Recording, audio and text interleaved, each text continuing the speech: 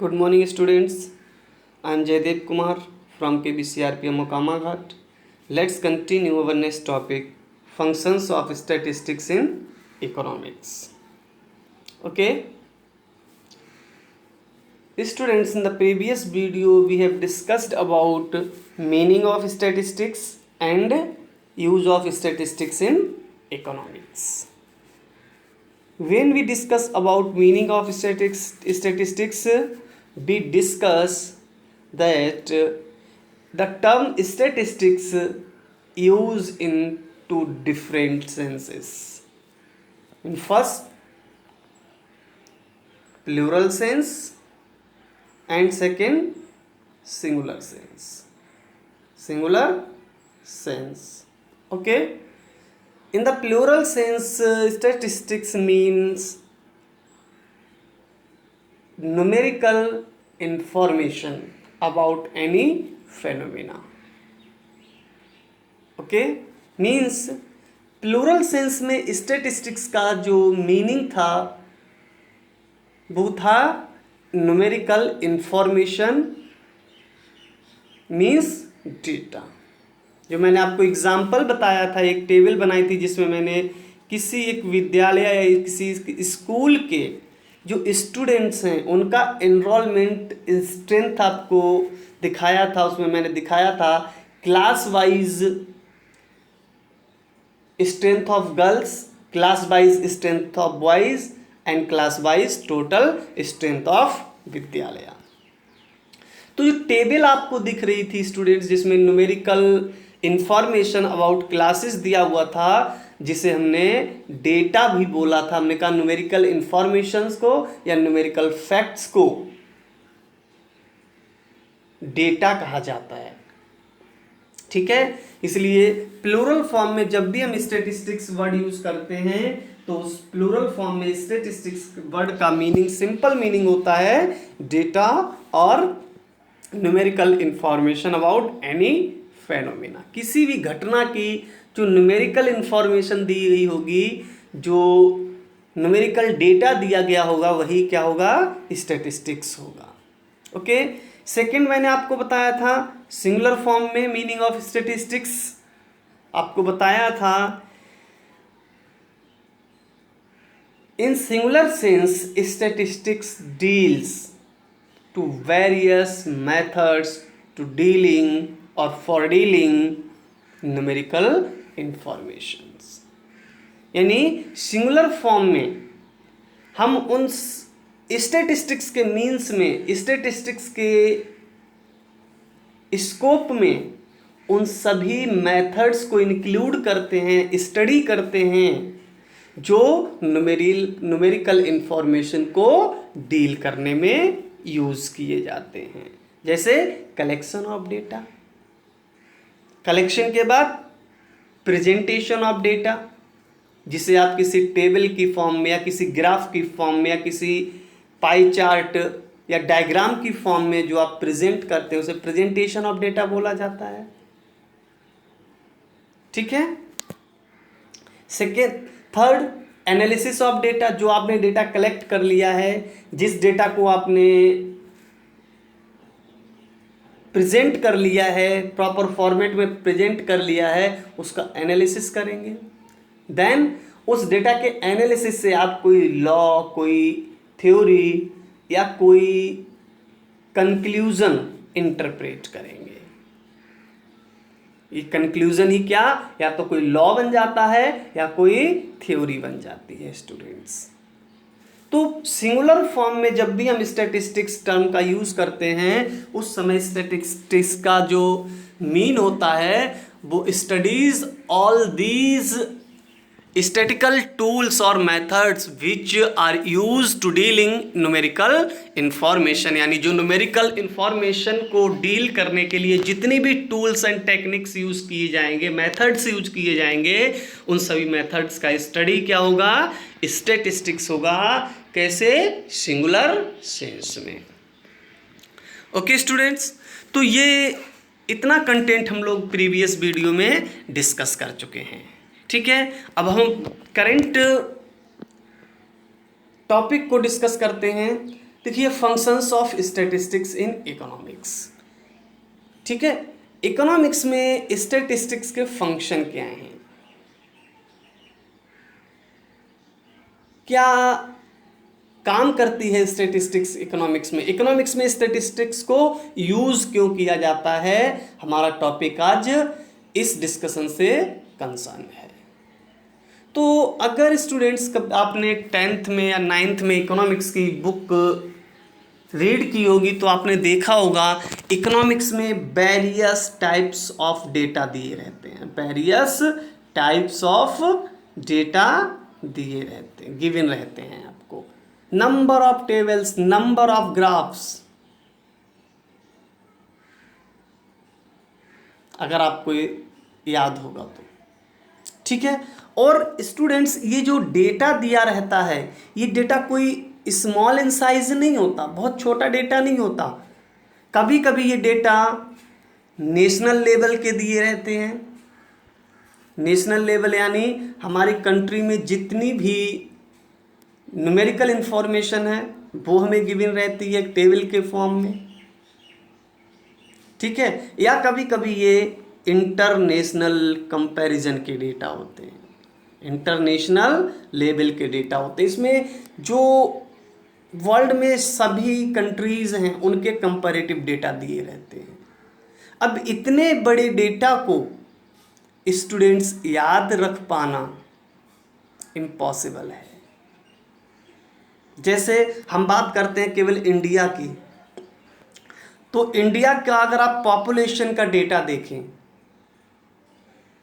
अगर इंडिया में आप पॉपुलेशन का डेटा देखें तो 28+9 स्टेट्स हैं, 28+9 स्टेट हैं और सबका अपना अपना पॉपुलेशन है,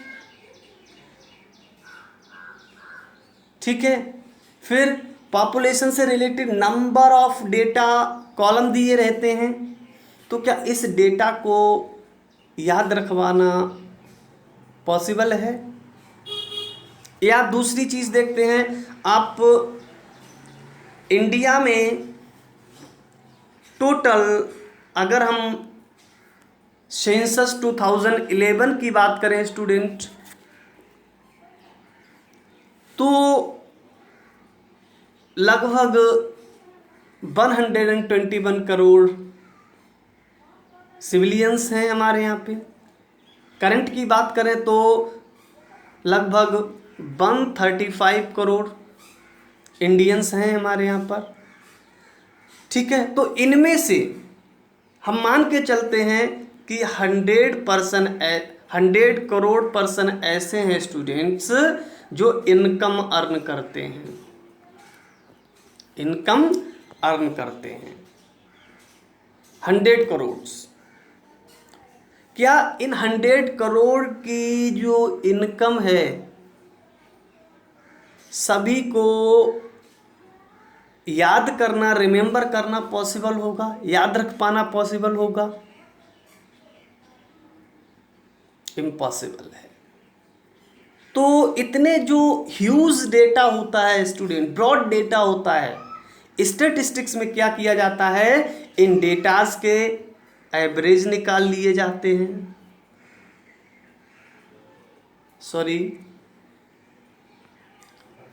एवरेज कैलकुलेट कर लिया जाता है, ठीक है। कभी परसेंटेज कैलकुलेट कर लिया जाता है और कभी हम इन्हें रेशियोज में चेंज कर देते हैं। और जैसे ही हम एवरेज कैलकुलेट करते हैं, परसेंटेज चेंज करते हैं या रेशियो कैलकुलेट करते हैं स्टूडेंट्स, ये डाटा क्या होता है, रिड्यूस हो जाता है। और इस डेटा को अब जो इतना बड़ा डेटा था इसको जब हमने रिड्यूस कर लिया तो ये इस डेटा के कंसर्न में जो हमारी अंडरस्टैंडिंग होती है वो क्लियर हो जाती है और इस डेटा के जो कंक्लूज़न होते हैं उन्हें हम इजीली समझ सकते हैं और लर्न भी कर सकते हैं, उसे रिमेंबर भी कर सकते हैं। तो स्टैटिस्टिक्स का फर्स्ट फंक्शन क्या होता है student, to simplify complex facts, और फैक्ट्स की जगह आप डेटा भी लिख सकते हैं। टू सिंप्लीफाई कॉम्प्लेक्स डेटा, यानी जो बड़े बड़े डाटा, ह्यूज डेटा होते हैं, उनको सिंपल फॉर्म में प्रेजेंट किया जा सकता है। किसके यूज से? स्टैटिस्टिक्स के यूज से। इन ब्रॉड डेटा को बहुत कंडेंस किया जा सकता है, बहुत संक्षिप्त किया जा सकता है, बहुत शॉर्ट किया जा सकता है। और जैसे ही इतना ब्रॉड डेटा बहुत शॉर्ट हो जाता है स्टूडेंट्स, तो इसको अंडरस्टैंड करना, इससे कुछ कंक्लूजन ड्रॉ करना बहुत ही इजी हो जाता है, और इसे every individual can be understand also. समझ गए?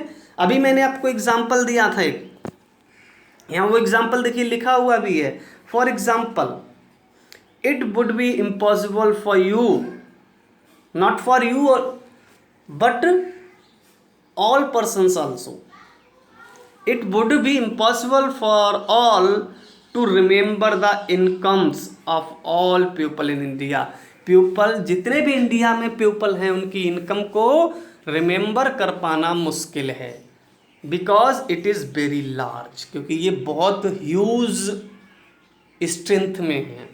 But if we find average income with the help of statistics then it can be learned very easily। जैसे मैंने कहा कि 100 करोड़ जो पीपल हैं, ये इनकम अर्न करते हैं। किसी की इनकम 100 में है, किसी की इनकम थाउजेंड्स में है, किसी की इनकम लैक्स में है, और किसी की करोड़्स में है।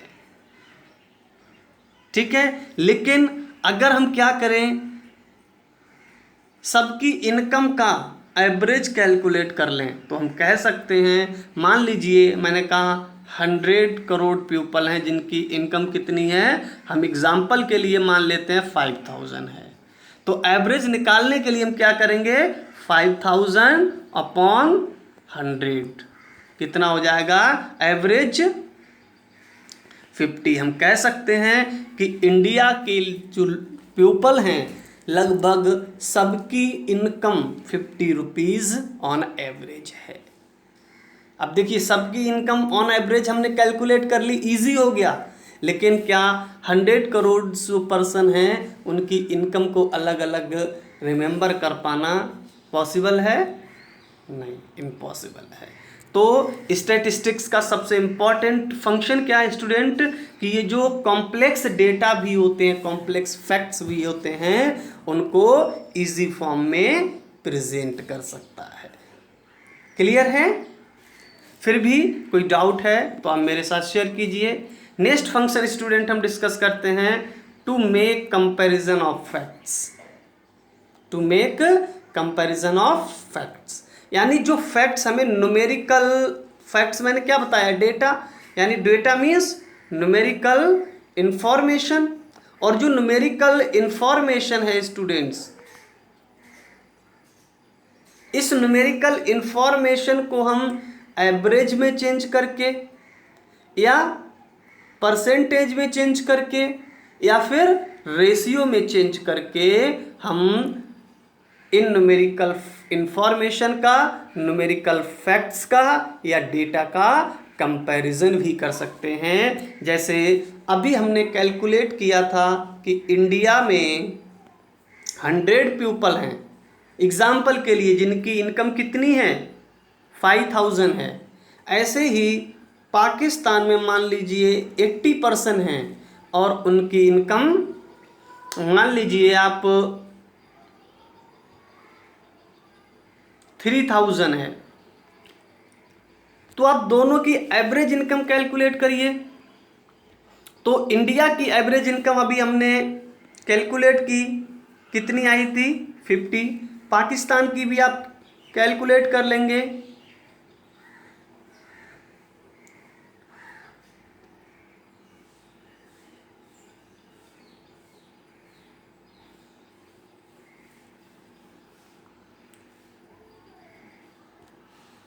ओके, नियर अबाउट मान लीजिए 30 आ जाएगी। ठीक है, तो अब हम इंडिया की एवरेज इनकम हमने कितनी ली 50 कैलकुलेट की हमने एग्जाम्पल से, पाकिस्तान की हमने कहा नियर अबाउट 30 आ जाएगी। तो हम कंपैरिजन अब कर सकते हैं दोनों का कि इंडिया के जो पर्सन हैं इनकी average income as compare to Pakistan क्या है, मोर है, अधिक है, ज्यादा है। ठीक है, क्लियर है ये चीज। तो जो न्यूमेरिकल इंफॉर्मेशन हमें गिवन रहती है, जो हमें ऑलरेडी किसी भी फेनोमेना से कंसर्न में न्यूमेरिकल इंफॉर्मेशन या न्यूमेरिकल डाटा जो अवेलेबल रहता है, हम उनमें स्टैटिकल टूल्स का यूज करके स्टूडेंट्स उन डेटा का इंटर कंपैरिजन कर सकते हैं, इंट्रा कंपैरिजन भी कर सकते हैं और इंटर कंपैरिजन भी कर सकते हैं। और इस कंपैरिजन के लिए हम जो स्टैटिकल मेथड्स यूज कर सकते हैं वो एवरेज हो सकता है, दोनों का परसेंटेज हो सकता है, या हम रेशियो भी कैलकुलेट कर सकते हैं। इसके अलावा और भी टूल्स हैं, लेकिन ये ऐसे टूल्स हैं जो जनरली हर जगह हर डेटा में यूज किए जा सकते हैं। ओके, तो स्टैटिस्टिक्स का सेकंड फंक्शन क्या होगा student, comparison between different numerical facts in is an important function of statistics. For comparison of data, various statistical tools are used like average, percentage, ratio, etc. यानी हम statistical tools के use करके जो हमें data दिए रहते हैं, numerical facts दिए रहते हैं, हम उनका इंटर कंपैरिजन भी कर सकते हैं। ओके, नेक्स्ट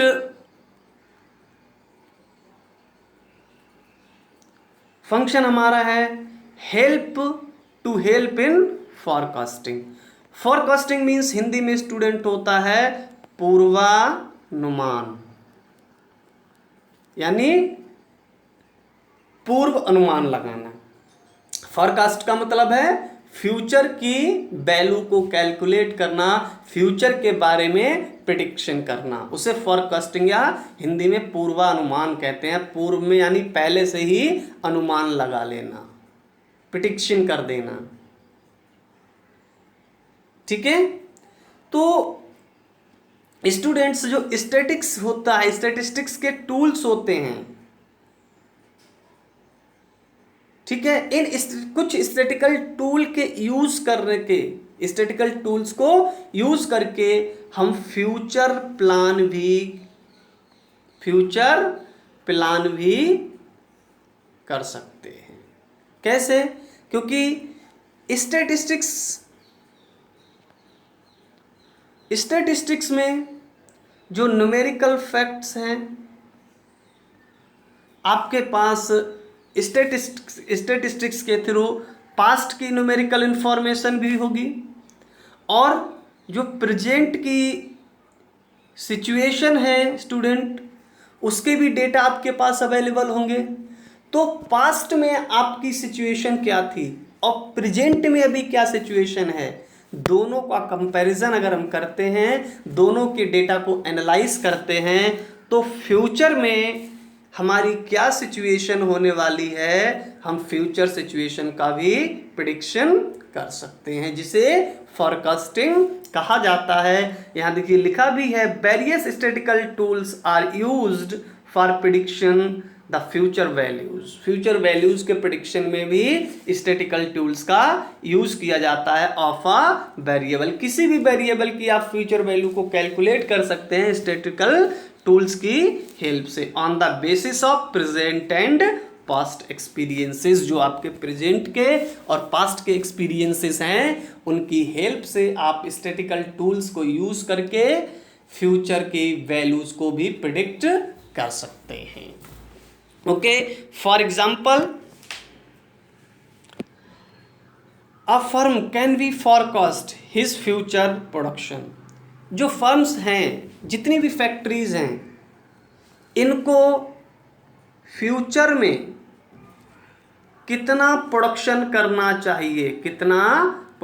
करना चाहिए, इसका अनुमान, इसका प्रेडिक्शन स्टैटिकल टूल्स की हेल्प से इजीली किया जा सकता है।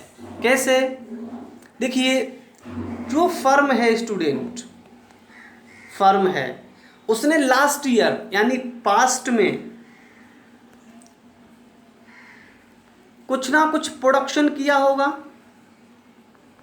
कुछ ना कुछ प्रोडक्शन पास्ट में किया होगा, और कितना प्रोडक्शन किया होगा ये न्यूमेरिकल इंफॉर्मेशन में इनके पास डेटा कलेक्ट होगा कि पास्ट में इन्होंने कितना प्रोडक्शन किया। साथ ही साथ जो फर्म है, इस फर्म के जो प्रोडक्ट है, इस प्रोडक्ट का प्रेजेंट में कितनी डिमांड हो रही है, प्रेजेंट में कितनी डिमांड हो रही है। मान लीजिए पास्ट में ये 100 यूनिट प्रोड्यूस करता था, पास्ट में 100 यूनिट इसने, जो फर्म यहाँ दी हुई है, इस फर्म ने पास्ट में 100 यूनिट का प्रोडक्शन किया था, और प्रेजेंट की जो इसकी डिमांड है मार्केट में वो 120 यानी 120 यूनिट प्रोडक्ट की डिमांड प्रेजेंट में हो रही है। इसका मतलब अगर स्टूडेंट हम पास्ट और प्रेजेंट का कंपैरिजन करें तो आप देखेंगे कि पास्ट के कंपैरिजन में प्रेजेंट में इस फर्म की 20 यूनिट्स, इस फर्म के प्रोडक्ट के 20 यूनिट क्या हुए हैं, इंक्रीज हो गया है। 20 यूनिट प्रेजेंट में इंक्रीज हो गया है। तो हम स्टूडेंट्स ये प्रिडिक्ट कर सकते हैं कि पिछले साल के प्रीवियस ईयर के कंपैरिजन प्रेजेंट ईयर में हमारे 100 यूनिट ज़्यादा प्रोड्यूस हुए हैं, सॉरी सेल होने लगे हैं। तो इसका मतलब हम नेक्स्ट ईयर जब आएगा, फ्यूचर ईयर जब आएगा, तो उसमें 20 यूनिट्स की डिमांड और बढ़ जाएगी। इसका मतलब फर्म का टारगेट क्या होगा, क्योंकि 120 फर्म पहले से ही प्रोड्यूस कर रही है और 20 यूनिट नेक्स्ट ईयर में इंक्रीज हो सकता है, इसलिए फर्म प्रेडिक्ट कर लेगी, फोरकास्ट कर लेगी कि इस साल यानी फ्यूचर ईयर में उसे 120 + 20 यानी 140 यूनिट का प्रोडक्शन करना चाहिए। क्यों? क्योंकि उसका प्रेजेंट और पास्ट का एक्सपीरियंस कहता है कि हर नेक्स्ट ईयर में 20 यूनिट ऑफ प्रोडक्ट की डिमांड इंक्रीज हो जा रही है, जबकि प्रेजेंट में ये फर्म 120 यूनिट प्रोड्यूस कर रही है। तो फ्यूचर में 20 यूनिट और इंक्रीज करेंगे तो 120 + 20 कितना होगा, 140। तो फर्म क्या करेगी, फ्यूचर ईयर में 140 यूनिट का प्रोडक्शन का टारगेट रख सकती है। यानी जो प्रेजेंट और पास्ट की न्यूमेरिकल इंफॉर्मेशन रहती है, उन न्यूमेरिकल इंफॉर्मेशन की हेल्प से कोई भी फर्म, कोई भी पर्सन अपनी फ्यूचर के लिए प्रेडिक्शन कर सकता है, फोरकास्टिंग कर सकता है, और इसमें स्टैटिकल टूल्स बहुत हेल्प करते हैं। Okay, next students, formulation of policies. ठीक है, कल ही मैंने आपको इसके बारे में, प्रीवियस वीडियो में मैंने आपको इसके बारे में डिस्कस किया था, जब हम पढ़ रहे थे use of statistics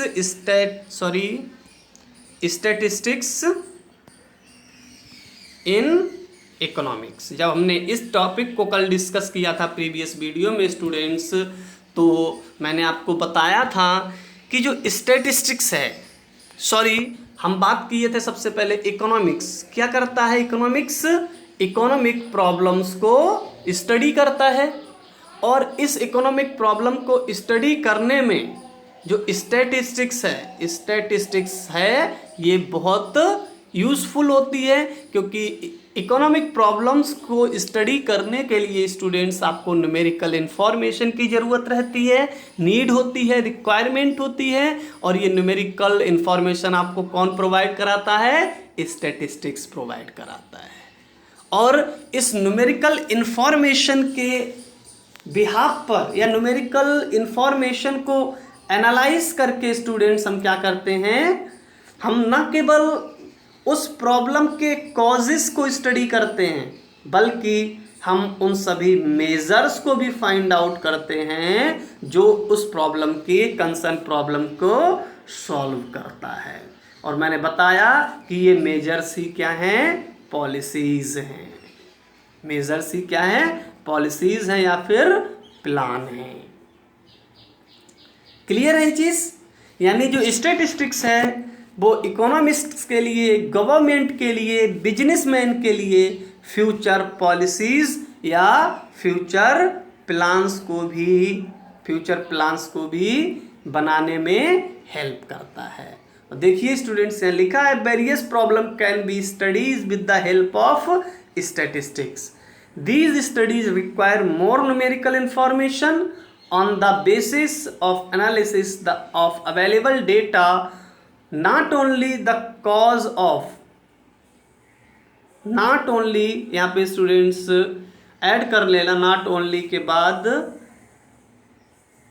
not only explained, यहाँ लिखा हुआ है, इसको इधर नहीं, not only explain the cause of problem but also can we find those measures which are helps to solve concern problems. So statistics may help to make various plans and policies.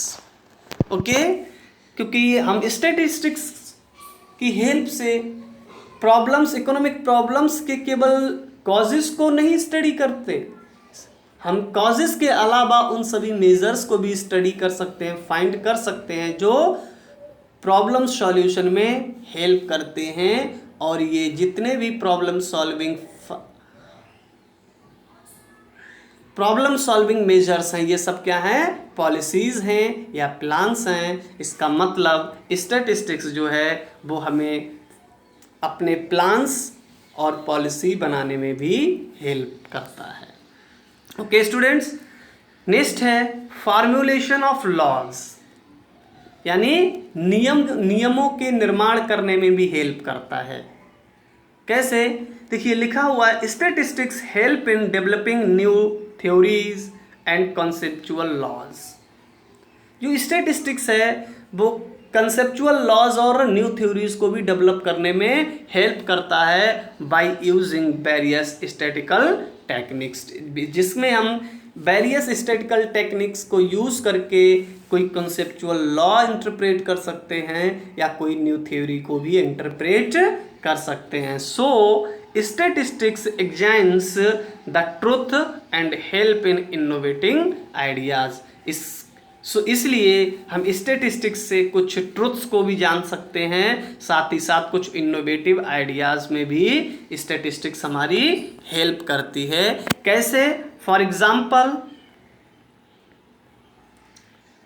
If we assume that if the price of goods are rising, अगर हम ये assume कर लें कि अगर जो product हैं या जो गुड्स हैं, इन गुड्स के प्राइस राइज करते हैं, इंक्रीज करते हैं, then demand for goods are decreasing, तो जो इन गुड्स की जो डिमांड होगी वो क्या करेगी स्टूडेंट, डिक्रीज कर जाएगी। ऐसा हमने एज्यूम कर लिया, ठीक है।